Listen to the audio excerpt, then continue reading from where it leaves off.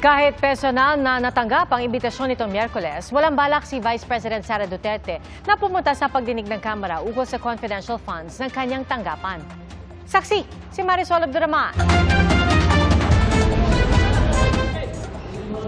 Walang isang oras mula nang dumating sa Kamara nitong Miyerkules, nagmano pa si Vice President Sara Duterte kay dating Pangulong Rodrigo Duterte habang nakasalang ang ama sa Quadcom hearing tungkol sa war on drugs. Sa pagtatapos ng mahigit kalahating araw na hearing, tinanong daw ng dating Pangulo si VP Sara. Sabi niya, kumusta yung performance ko? And I said, best dramatic actor.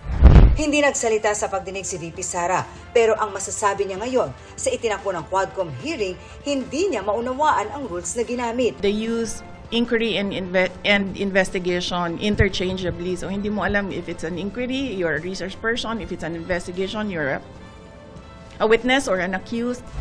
Wala pang tugod dyan ang Quad Committee ng Kamara. Nagsimula yung araw niya 6 a.m. and mga around 10:30 p.m. na ata yon. Sinabi nung na baka low blood sugar na. So ay hindi ko makain. Nagpaalam ako na i-excuse na lang siya but ayaw niya, pero naniwala naman siya nung sinabihan namin siya na kumain na muna siya. Kaugnay naman sa mga sinabi ni dating Senador Antonio Trillanes IV tungkol sa money bank accounts ng mga Duterte. Sabi ng bise, isa-isa niyang pinuntahan lahat ng bangko at tinanong ang mga account na nakapangalan sa kanya. Tinatanong ko yung bangko, bakit may ganito? Sabi nila baka non-existent talaga yan na mga accounts. So, meron akong accounting even nung mga sinasabi nilang transactions, tinanong ko din yan sa bank. At kaugnay ng paglagda niya nang tanggapin ang iniabot na imbitasyon para sa hiwalay na pagdinig kaugnay ng OVP Confidential Fund. Sabi ni Vice, hindi raw siya dadalo sa invitation ng House Committee on Good Government and Accountability. Pero plano raw nilang magpadala ng sulat sa komite. We plan to say why, and then I plan as well to submit an affidavit about the confidential funds. Under oath din naman yung affidavit na yan. Inibitan nila ako isang beses lang doon sa unang-una. Pumunta ako, umupo ako doon. Hindi man nila ako tinanong. Kung nakikita nyo, nakaupo lang ako doon. Nasasayang yung oras ko, kaya nagpaalam ako kung pwede akong umalis. Pinayagan naman nila ako. Ayon naman kay House Committee on Good Government Chair Congressman Joel Chua, binigyang pagkakataon si VP Sara na linawin ang paggamit ng OVP ng pondo ng gobyerno, partikular ng confidential funds. Ninilaw rin nito na nagpadala sila ng imbitasyon maging sa pangalawang hearing at tinanggihan naman ang mga sumunod pang pagdinig.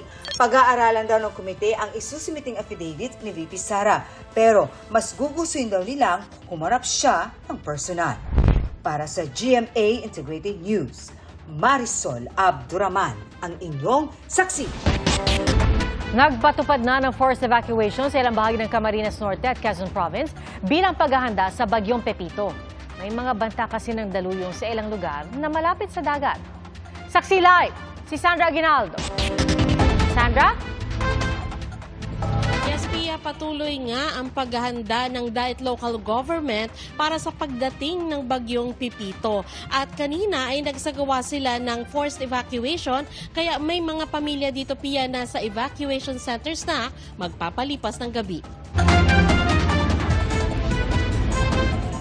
Sa paaralang ito muna mananatili ang nasa 80 pamilya na inilikas mula sa tabing dagat sa Daet Camarines Norte. Nagpatupad kasi ng forced evacuation ang lokal na pamahalaan sa ilang barangay doon. Ayon sa Daet MDRRMO, pinalikas ang mga residente dahil sa banta ng storm surge o daluyong na posibleng umabot ng 2 hanggang 3 metro sa susunod na 2 araw. Pero dahil gabi na, ipagpapatuloy na lang ang pagpapalikas bukas. Sa Catanduanes, inaasahang tatama bukas ng gabi o linggo ng madaling araw ang bagyo. Pero posibleng maramdaman ang bagsik ng Pepito sa Camarines Norte na pasok sa cone of probability o uncertainty ng bagyo. Ang Office of Civil Defense 5, puspusa na rin ang kanilang paghahanda lalo na't buong Bicol Region ang maapektuhan ng bagyong Pepito. Ang lawak po nitong bagyo nito is 500 kilometers according to Pag-asa. So kami po ay naghahanda at ang DSWD po natin ay immediately after the Christine, sir, ay nakapag-replenish na sila ng mga family food packs. At ngayong araw, sir, merong 8 trucks ng family food packs ng DSWD from the Visayas na dadalhin dito sa Bicol para pandagdag doon sa replenishment.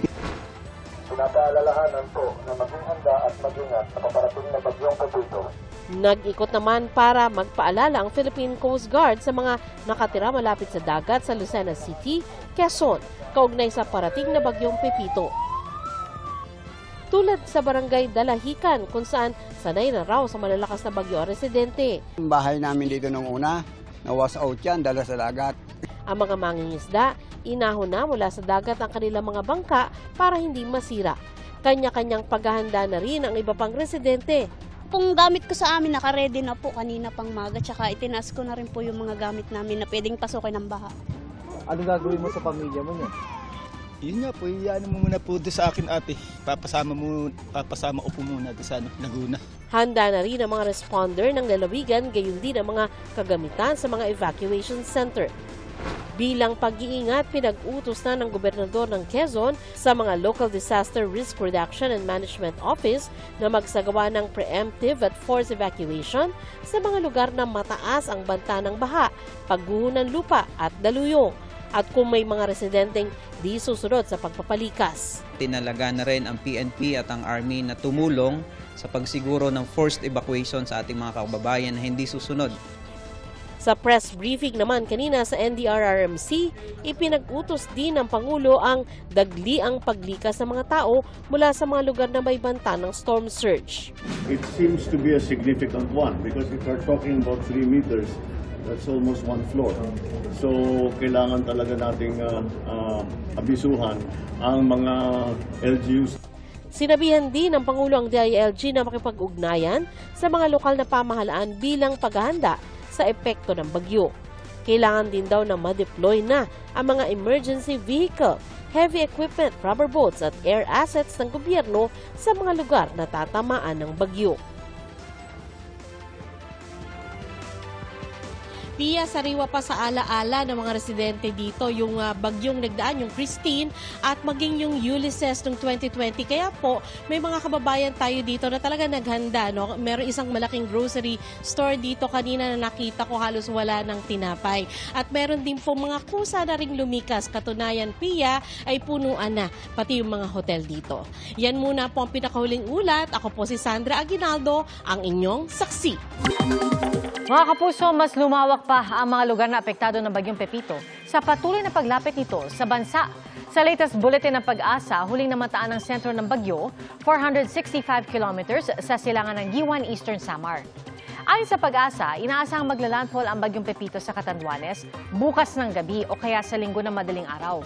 Pero dahil pasok sa cone of probability o uncertainty ang iba pang bahagi ng Bicol, pwede rin po iyang tumama sa Camarines Sur, Albay o Sorsogon. May chance rin itong bumaba ng kaunti at kung mangyari po yan, posible itong tumama sa Northern Samar bukas ng hapon o gabi. At kung aangat naman, maaari rin niya maglandfall sa eastern coast ng Quezon o Aurora.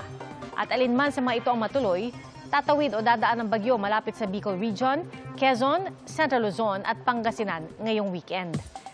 Linggo naman ng gabi o Lunes na umaga ay posibleng nasa West Philippine Sea na ito. Sa ngayon, nakataas ang signal number 2 sa silangang bahagi ng Northern Samar, hilagang bahagi ng Eastern Samar at hilagang silangang bahagi ng Samar Province. Signal number 1 naman ang nakataas sa ilang bahagi ng Luzon, particular sa Aurora, Quezon, silangang bahagi ng Laguna, Marinduque at Camarines Norte. Gayun din po sa Camarines Sur, Catanduanes, Albay, Sorsogon at Masbate. Signal number 1 din sa ilang bahagi ng Visayas tulad ng natitirang bahagi ng Northern Samar, natitirang bahagi ng Eastern Samar, natitirang bahagi ng Samar Province at sa Biliran. Magiging maulan din ang ilang bahagi ng Luzon at Visayas ngayong weekend. At base po sa rainfall outlook ng Pag-asa, asahan ng moderate to heavy rains hanggang bukas sa Sorsogon, Northern Samar at Eastern Samar. At bukas naman na hapon hanggang linggo ng hapon ay posibleng maranasan ang intense to torrential rains sa Camarines Norte, Camarines Sur, Catanduanes, Albay at Sorsogon. Heavy to intense rains ang asahan sa Aurora, Quezon Province, Masbate, Northern Samar at Eastern Samar. habang moderate to heavy rains ang posibleng maranasan sa Metro Manila, Pampanga, Bulacan, Bataan, natitirang bahagi ng Calabarzon, Marinduque, Romblon, Biliran, Samar at Leyte.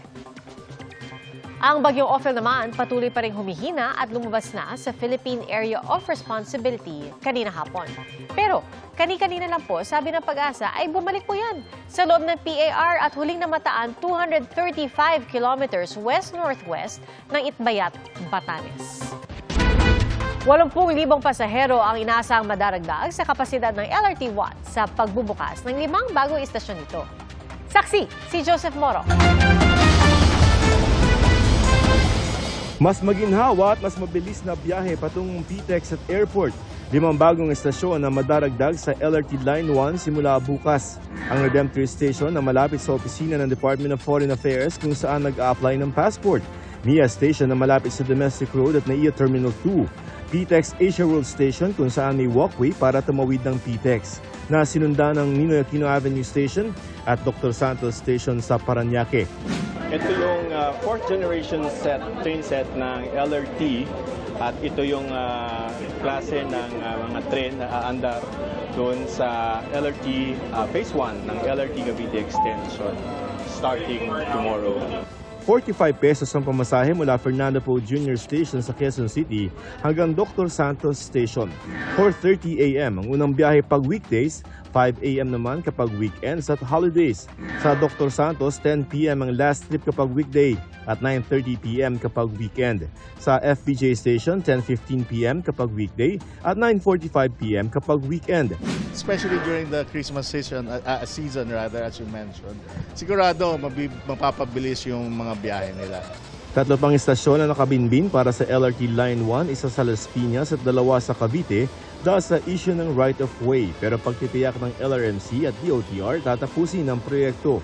Bukod sa LRT Cavite Extension, tinatapos din ng iba pang railway project gaya ng Unified Grand Central Station, Metro Manila Subway Project, MRT-7, North-South Commuter Railway, PNR South Long Haul at iba pa. Bati ni Pangulong Marcos, hindi ito matatapos lahat sa kanyang termino. The issues on road right-of-way must be resolved fast and disputes must not hinder work. The public-private partnership or PPP hybrid model on L1C serves as a perfect template for future investment. Para sa GMA Integrated News, Joseph Morong, ang inyong saksi. Ngayong Payday Friday, napaaga ang Christmas shopping ng marami nating mga kapuso sa Noel Bazaar sa Parañaque City. At ang kikitain ng Noel Bazaar itutulong sa beneficiaries ng GMA Kapuso Foundation. Kabilang na po yung mga nasalanta ng sunod-sunod na bagyo. Saksi, si Mark Salazar. Sa pangunguna ng GMA Kapuso Foundation at partners dito, binuksan na ang Noel Bazaar para sa mas espesyal at napapanahong misyon.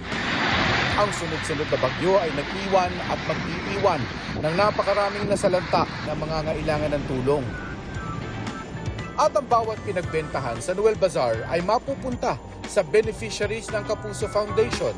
Nung mga nakaraang taon, nagkakataon din na may mga bagyong sumalanta sa bayan at nagpapasalamat kami sa lahat ng mga sumuporta sa Noel Bazaar because this is the time that we really need the support of all our kababayan so that we can help out those who are badly hit by the typhoons.